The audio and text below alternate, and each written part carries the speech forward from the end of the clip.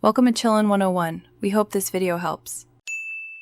In this video, I will explain how to set up TradingView TJR. First, open your TradingView platform and go to your preferred chart layout. Look for the Indicators button, usually found at the top of your screen. Click it, then use the search bar to find the TJR indicator. Once found, simply click on it to add it to your chart.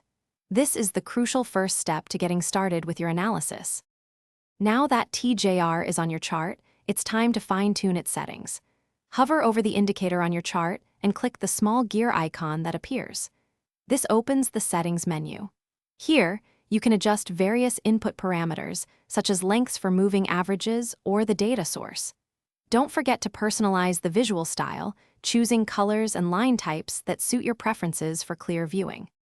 After configuring your TJR indicator, saving your chart layout is essential. This ensures you don't lose your personalized setup. Look for the Layout's drop-down menu, typically near the top of your screen.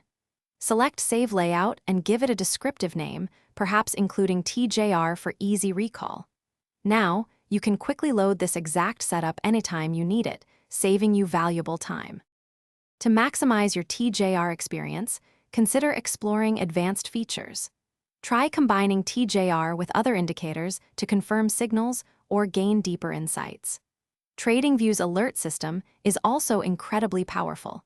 Set up custom alerts based on TJR conditions to notify you of potential trading opportunities.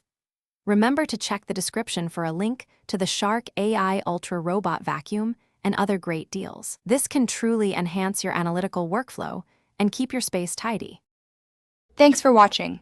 Consider subscribing if we helped you.